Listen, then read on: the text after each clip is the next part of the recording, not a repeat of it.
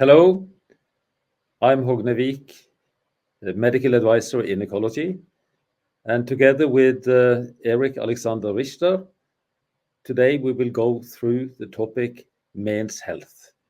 You know, men feel strong from the very beginning, and we are irresistible, meaning that no diseases should work on us. Today we will then try to go into men's health and some of the challenges and talk about what we can do to stay healthy, real healthy, as long as we live. So, what normally happens with normal aging is that we have some good years, and then when we get older, we have health problems. So, for all the things we are talking about in ecology, we would like people to have a good quality of life and have an optimal health as long as possible, meaning that the age-related diseases and health problems should last a shorter time, even if the life is going to be a little longer. When we are looking into health problems for men, one of the very early challenges for most of us is the urinary challenges. We know that men, indifferent from women, have prostate. And when the prostate is growing, that means that the urethra that is going through prostata then will be compressed, meaning that it's a more problem to get the urine out of the bladder.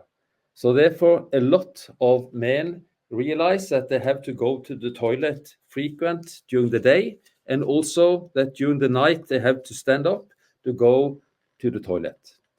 In fact, this has something to do with your lifestyle and with other elements in the body. And that is what we will talk about today to see how we can postpone the problems with going to the toilet too frequent because of your prostate problems.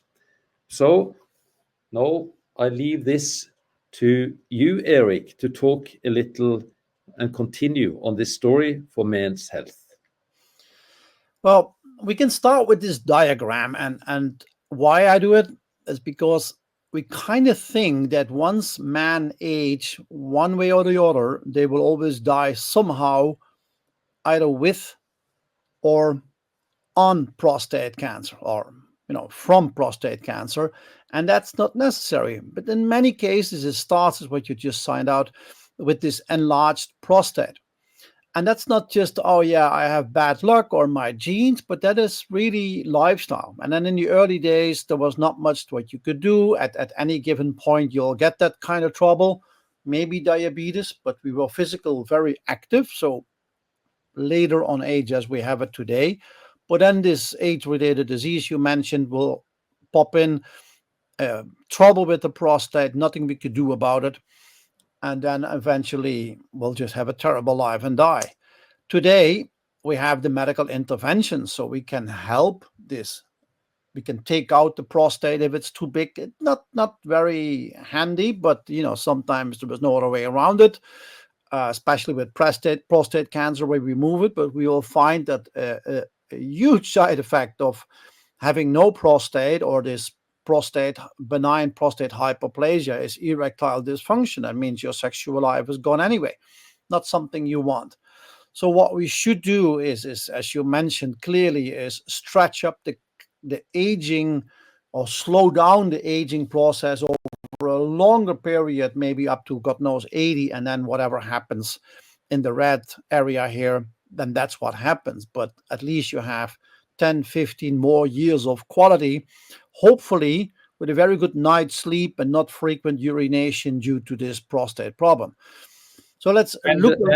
And I think, Erik, that what we will talk about now is to see that by taking care of your body with eating correct, looking into that you do not get overweight, securing sufficient amount of physical activity, we can do a lot of this ourselves. And then this is what this is all about, men's health, and also to get rid of or not have prostate cancer is something we can do something with ourselves. Totally true. And the biggest message of all is, first of all, you can always do something about it. But even more important, don't wait until you get the prostate problem. That's more difficult to reverse the process. Just be physical active as early in life as possible. Remain that activity. Again, no marathons not needed, but strength training, walking, physical exercise is very important. I have a couple of these things here. How do you delay the upstream effect of aging? So every year we get older, but if we get 12 months older, is that your biological age is then 13 months, 14 months older, or maybe 9 or 10? So you have a control on that. So time measured in your passport is just, it's as many times as your watch turns around, but that's not the real thing. Your real aging is decided by yourself. So this juventology, I think we have mentioned that. Work out when you're young and have a benefit at older age. So the process of aging, what has an influence? Inflammation, we'll see it more often today. Oxidative stress, like pollution in the air, in the water, funny foods, burned foods, all kinds of funny stuff has oxidative stress and stress on its own. Then you get less energy. Your mitochondria don't produce as much ATP anymore. Your cells start to get too old. They don't reproduce anymore. Stem cells are gone. You can do something about it with fasting. Epigenetic alteration due to the lack of activity. You produce less of certain hormones. We'll talk into that today. Genomic instability is an effect of that. So that means damaging of the DNA. So this may lead to basically all diseases in life, that the specific ones in age-related disorders could be like dementia or Alzheimer. It's a little difference in between the two, but the effect is kind of the same.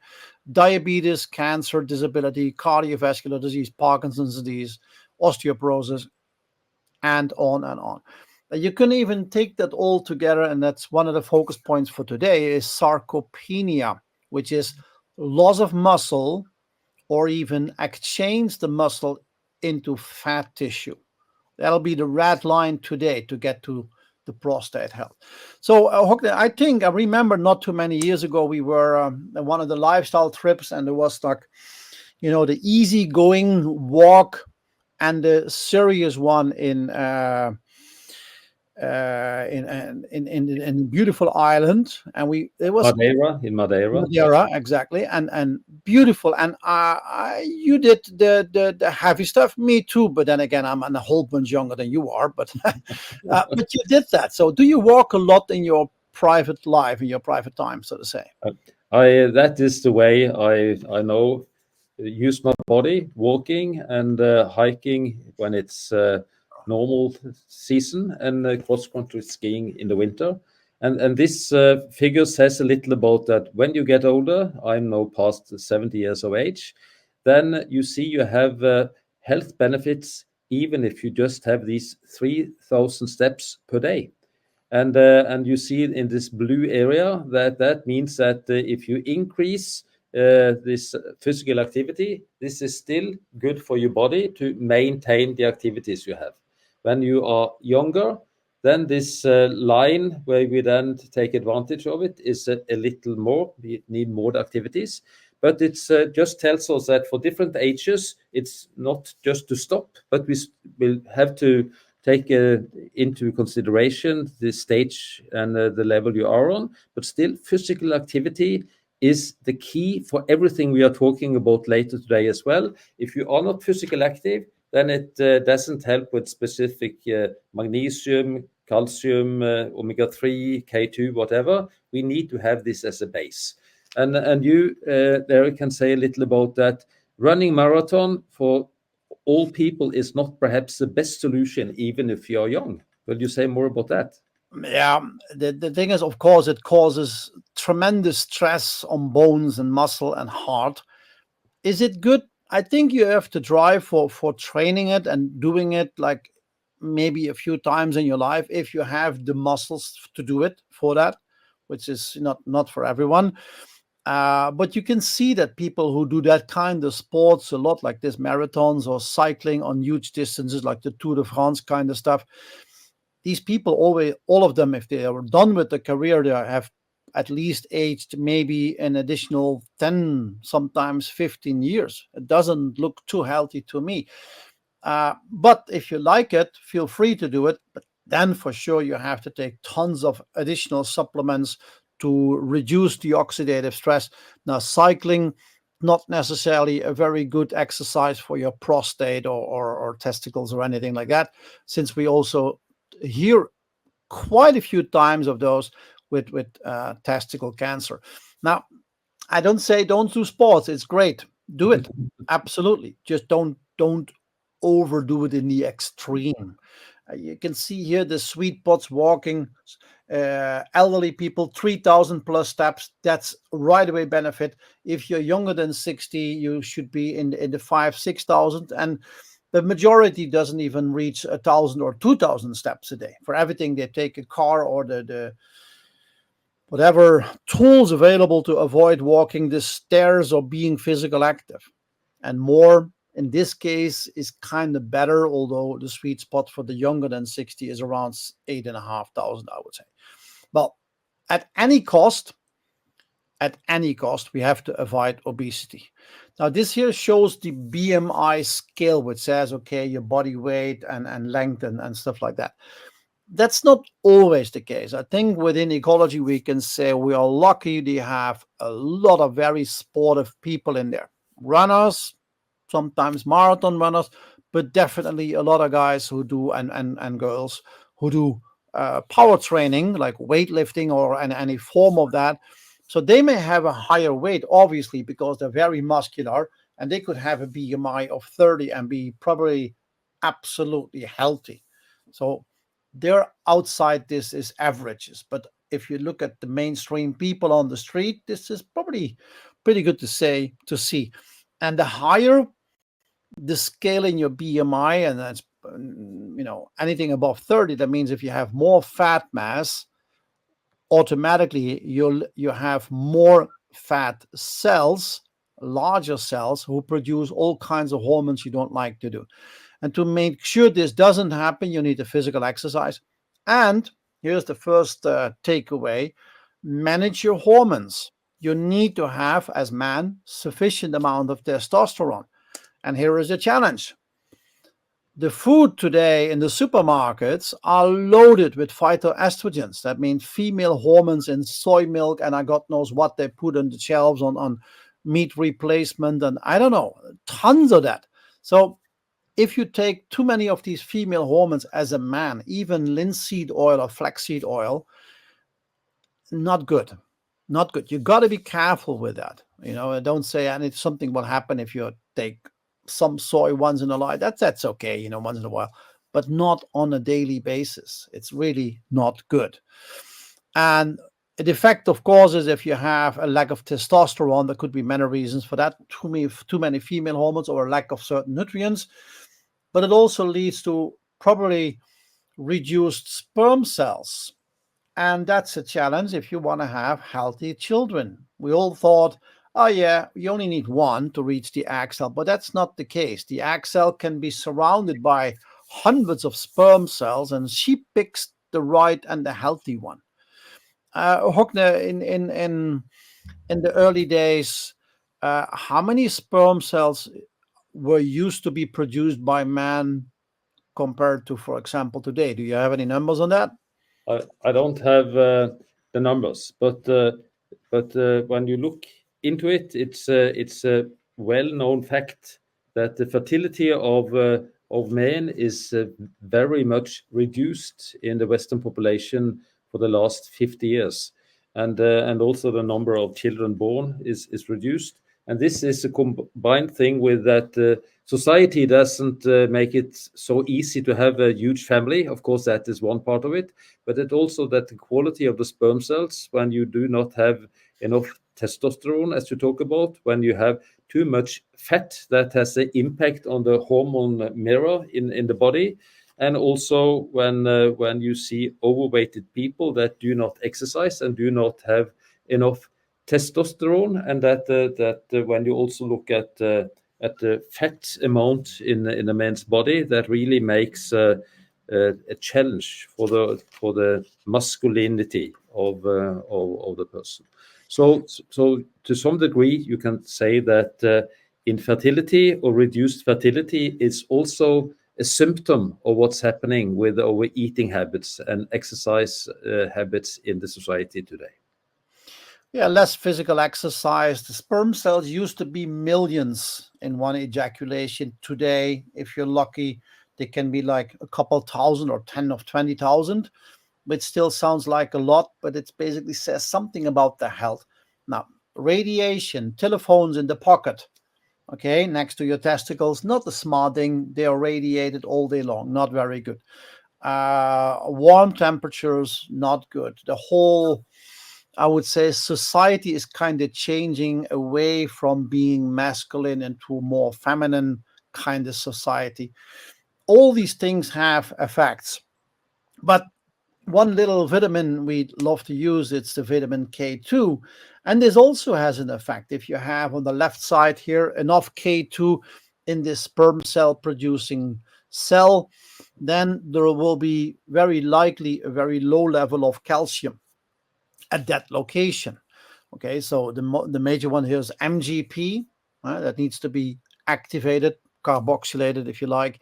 And then the sperm cells can mature well and they're healthy. But on the right side, if there's a K2 deficiency, and all of us doing the test know that the majority of people are K2 deficient, and then with the man, it has a secondary effect, meaning the sperm cells can't mature, they don't develop well because there is too much calcium on the wrong location. That needs to be in the bone and definitely not in the testicles.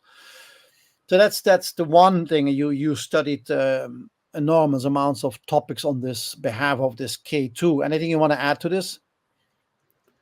It's also around that K2 is a vitamin that has the impact on the mitochondria when it comes to energy production, ATP production in each and every cell in the body. So this is also one of the elements, that it's not only the amount of sperm cells, but also the function, vitality of the sperm cells that are important in this context. And maybe one thing, I'm not sure, we're going to see that later on. Another very important thing for K2, of course, we know is it moves calcium away from soft tissues into the bones. That's the function.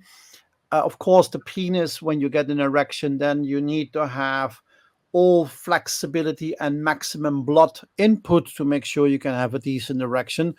And if there is a lack of K2 and therefore calcium uh, deposits within the penis, then of course having a good erection or a durable one is also going to be complicated. That has another side effect of the lack of the K2. So balance between ROS, reactive oxygen species, that's the stress, that's the stuff on our blood, that's the pesticides, that is the whatever you don't want to have. Here you see toxin radiation, too much alcohol, drinking beer is holding a lot of female hormones, by the way, poor dietary intake, it's almost with most of the people, smoking, what else, I don't even know what it is, leukocytes are not healthy. So all these stress things damage the function, whereas antioxidants like we can find in our uh, energy booster, most of it, and probably in the vegan shake, they can fight off the reactive oxygen species, because if they don't, you can see the negative effects. Lipid peroxidase, it's just lipid peroxidation is damaged fat or damaged cholesterol. DNA damage, protein oxidation, just non-functional proteins anymore, and mitochondrial dysfunction, as you mentioned before, not enough energy, with then a whole list of decreases in the quality of embryos and spermat cells and such. Mhm. There's something new out there. That's called irisin, and it says something about if you exercise, you produce irisin. Now, let's make me a little, give me a little comparison. We have like growth hormones. When we're young, we produce lots of it, maximum level at when age 20. That reflects IGF-1. That's kind of a normal thing, but then it decreases for every decade with roughly 14%. And at the same time, this irisin, you can check on yourself. It's not decreasing unless you become physical inactive. Now, what happens here is if you do really not just walking, but like weightlifting, jumping, that kind of stuff. So you put stress on the muscle. Walking, you can probably do forever. I love to walk, by the way, but doing some strength training releases a bunch of these hormones like this PGG1 alpha, leads to more mitochondria, more energy. But in general, you produce more irisin. And if the irisin gets in the bloodstream, it gets everywhere to your fat cells. Now, what's the benefit from that? Now the fat cells can be used up. We call this how you call it, beta oxidation. That's how you burn fat, or you transfer fat from white, it says what, white adipose tissue in beige or brown adipose tissue. That's thermogenic fat. They can produce heat with help of your mitochondria. So cold training and physical exercise, where it really is exercise, where you have to use your muscles. Now you have this more irisin stuff, and this seems to repair your body. And if I can add here, we are Sure. saying that it's not enough just to walk and have a slow exercise to be outdoor. When we talk about this, to use weight and to have this very fast interval exercise, this is when you use the muscle, and then comes all these positive elements around irisin, as you know, talk about, that in fact will help us to stimulate the blood circulation, as you said. That will help us to burn fat to secure that you do not get overweight. So this is one of the positive mechanisms that comes with physical activity and with this interval and a very strong use of the muscle. And that can just be for some seconds and then relax again some seconds. So this is really what is needed for all people to do, in addition to being this more jogging, walking, hiking, these kind of activities. And if you don't do it, it will in the end, and that's the next topic, lead to sarcopenic obesity. So we have fat in all kinds of shapes and forms, and there is different locations where you can store the fat. Underneath your skin, you should have some heat insulation, and it gives shape. Women should have a little more fat than men because they have rounder shapes. That's the idea about it. And more fat because otherwise they could never be fertile and have children if there's not enough fat because you can't feed them. But then you have visceral fat. That's the fat around your organs. That's the real unhealthy fat. And even worse is ectopic fat. That's the fat, for example, in the liver or in the heart or in the muscles or in the God knows which organ besides the brain. So if you get in this circle of problems, now you can see here you can have some hormones going up, TNF alpha, interleukins, CRP, which is like a parameter measuring the amount of inflammation, myostatin, get back on that, leptin, so you can become leptin resistant. And what goes down is growth hormone, IGF-1, testosterone for women, estrogens, adiponectin, and such. Physical activity, inactivity. So this kind of changes your life. You can have much control, not 100%, but much control about the design of your body. And this is the way to let go of it. Yeah. Okay. And to have the liver to work, that means that we should eat correctly. We should use the body and not drink too much alcohol. That we know is a special challenge for the liver. Oh, yeah, the guy on the left side here has a serious liver, fatty liver disease, I guess. Also, Yes. something from eating the wrong fats, too much oxidized fats, mostly too much carbohydrates, fast food, so to say. And the effect is then that you'll have your body needs to work around the clock to get rid of all the sugars and the carbs. And at a certain point, there is no way to produce enough insulin and to get it into the muscles, because once the muscles are full, they're full. And then in the beginning, we start to fill up fat cells in underneath the skin. But at a certain point, that's done, and then you get this ectopic fat, and then you start to really damage liver function, as you may see here, and this is devastating for your health. But sarcopenic obesity, I think this might be the best image here, Hogne. Maybe you can say something about it. Yeah, and this is uh, as you have we have talked about that even if people feel they are of the same weight and you have the same size of pants and so on, when you get older and you do not take into account that we need to be physically active and we need to eat right and do the same thing as we used to do when we were younger, then the muscle content inside you feet, in fact, is reduced, and we have more fat around. That means that you have less uh, use of energy and food, and then you have to say the oven that is burning the calories in the right way is now taken away, and we have just fat and accumulate fat instead of have the active muscles. And this again has impact on your hormone mirror, as we talked about that earlier, and also your tendency to develop diabetes, because we know that fat cells, they will use a lot of insulin. So if we then fill up the body with fat instead of muscle mass, we also need to have much more insulin to let the engine work. And the pancreas is not able to produce all this insulin, and then you develop diabetes later on. If you look at the right image, in the top you see the 40-year-old triathlete with very low fat and high muscle.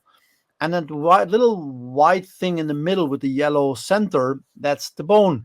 If you go to the 70-year-old sedentary man, now the bone is much thinner, and then the inside, this yellow now turns red, showing that the production of stem cells seriously degraded. But if you continue to be this triathlete over another 30 years, you remain probably the same muscle mass or a little less, but that could be. But your bone is still healthy and you're still producing stem cells for fixing your body. So you can see how much influence you have on these effects. Either you be in the middle there or in the lower end in whatever years you're living. Okay, so it has an effect, and these food intake also has much effect. Again, it starts with physical exercise, very important. You don't want to have muscle wasting, because once that happens, it becomes more and more difficult to gain it back again and to burn the fat. But a couple of these, besides physical exercises, at least vitamin D, the K for the mitochondria, calcium for the bone strength, magnesium, obviously, otherwise you can't turn energy into ATP, a lot of things. But look at the yellow circle here, the sarcopenia obesity. So sarcopenia means you lost the muscle mass. Obesity is plus you still gained the weight. And even if you don't have overweight, you may still lose the muscle and exchange it for fat. Okay. So leads to insulin resistance. That's the step up for cardiovascular disease and prostate hyperplasia and in diabetes. Hormonal change, obviously, more fat means a shift in hormones. Okay. Myostatin, I'll show in the next image.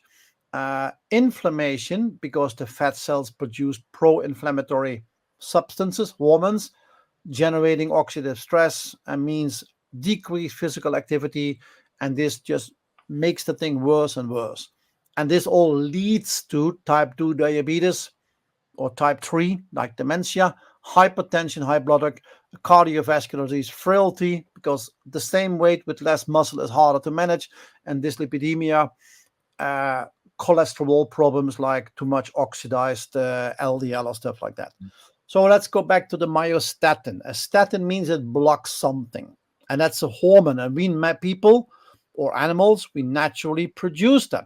Now, this is one of the famous blue, officially called cows and buff. How you say?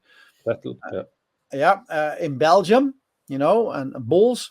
This is a bull, obviously, and they don't have this myostatin, this hormone what stops muscle growth. So this is not even an extreme one, but it just gets bigger and bigger and bigger, and it doesn't have a stop. Is that useful? Not really. People experience with it by taking injections with stuff that blocks it to build up more muscle. In very rare cases, even with humans like this little kid, he has this myostatin deficiency. So it is a gene that lacks to produce this, and therefore, at very, very young age, he has like this tremendous amount of muscle, even without doing heavy workouts. But that's a rare occasion. You need the opposite, which is the irisin and IGF-1 insulin-like growth factor, by training your muscles.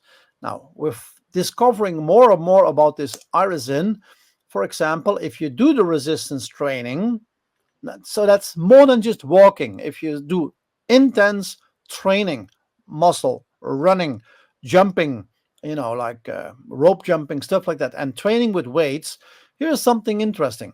If you have more of this irisin hormone, it can actually remove beginning plaques in the case of Alzheimer's, like beta amyloid plaques and such. So how does it work? If I do the physical exercise, number one, I produce all kinds of these substances in my liver, hepatokines and coming from the liver, and myokines from fibrils from the muscle. They produce this irisin, interleukin 6, and a bunch of other ones. And now this goes all in the blood stream, reaching the blood-brain barrier. And then at number 4 on the right top, you can see I'll have more BDNF, brain-derived neurotrophic factor. That's a growth factor for the brain and for the hippocampus. It just gets bigger, okay? So now you get more synaptic plasticity with the volume of the hippocampus, the neurogenesis. You can generate more neurons, keep on learning. But you want to learn, combine it with physical activity and maybe with music and, of course, with omega-3. It's the combination that does the job. You cannot just drink omega-3 and hope you'll never get dementia or Alzheimer's. It does require this irisin, and therefore it does require physical activity. The match, that's fantastic. Less neuroinflammation, therefore less risk in other brain diseases. But I think this is pointing to just what we had talked about, that physical activity and be aware of how the body normally develops if you don't do anything is the key for everything. But then the ecology products, as we had talked about, will then secure that we give the body what is necessary of building bricks and to secure the normal functions in the body. So when you talk about minerals, for example, magnesium, zinc, and selenium need to work together. When we talk about K2, that has a function to do in the body. But none of these genius, very good elements in the body works if you do not do something yourself. And that is the message to all the busy businessmen we are talking to. You need to take care of your health yourself. That is, you are the most responsible person for that. And then the products can help you to be successful in that work.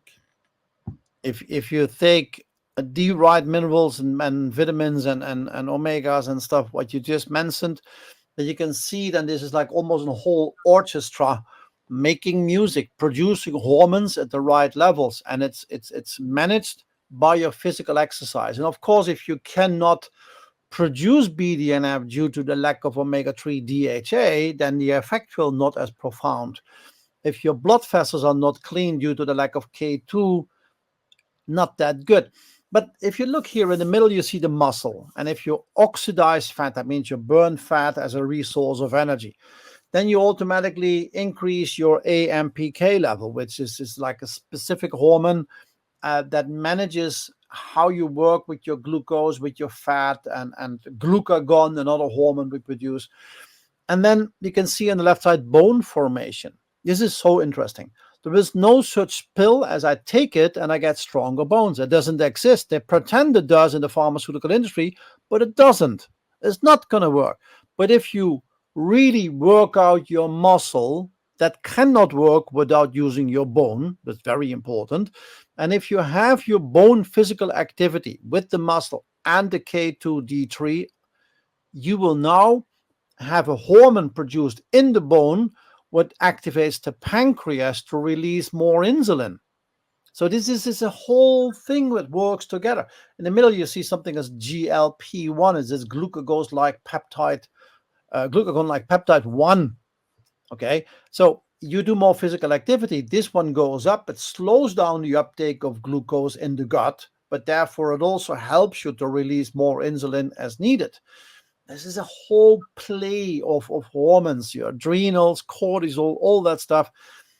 But it does require the muscle in the middle and an active one, otherwise it doesn't do it. The opposite is true too.